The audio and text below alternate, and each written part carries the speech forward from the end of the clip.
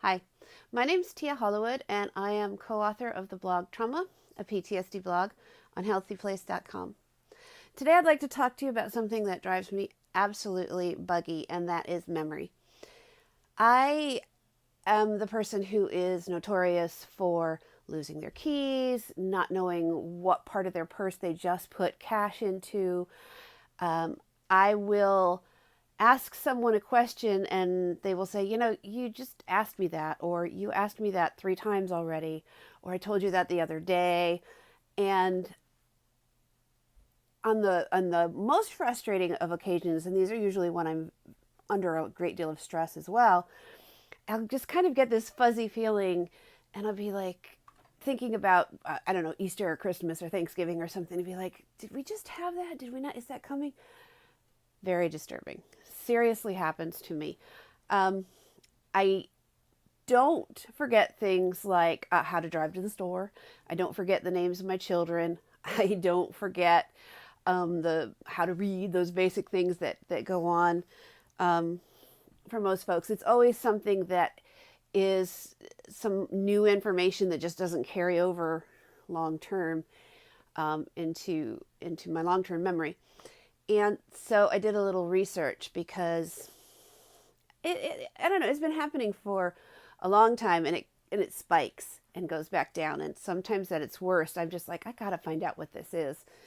So I did. I looked around, and one of the things that I found is that our hippocampus, which is part of our brain that's kind of right in the middle,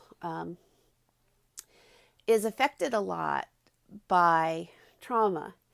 And in some studies where they looked at folks who have PTSD, even compared to folks who have anxiety disorders or panic attacks without the PTSD, is that the hippocampus looks different for those people who have been through significant trauma, and there is a memory component in there.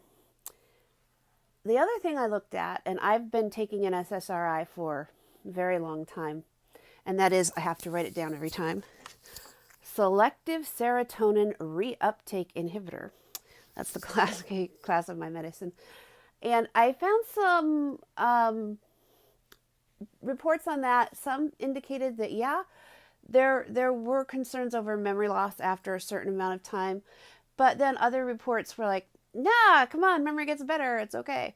So there isn't a whole lot of conclusive information as far as medication for me.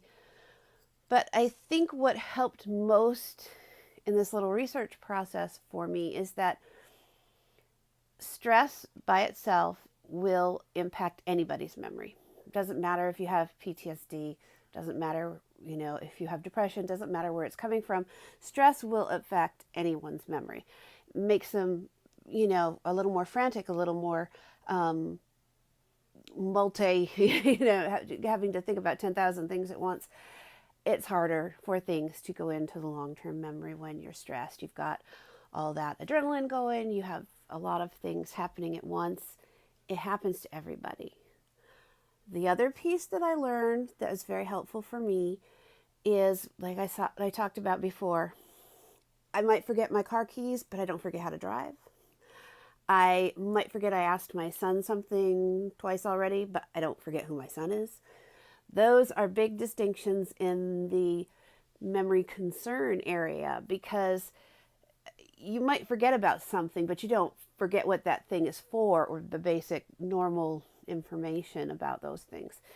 And that kind of forgetfulness can fall in line with stressful situations, and with some of those studies that have said that memory going from short term into long term is an issue for individuals with PTSD, individuals who've been through trauma. So that was very helpful for me to know. It was very helpful for me to realize that there's kind of this range of normal, and even though it's frustrating, it's still sort of in there. There's a loss, but overall, it's okay. It's not something that's going to make you run out and cause an accident. You're still able to function. It's just a matter of maybe having to ask things or write things down a few more times just to get that clarity. So that is what I came up with, and I hope that helps. Thanks. Bye.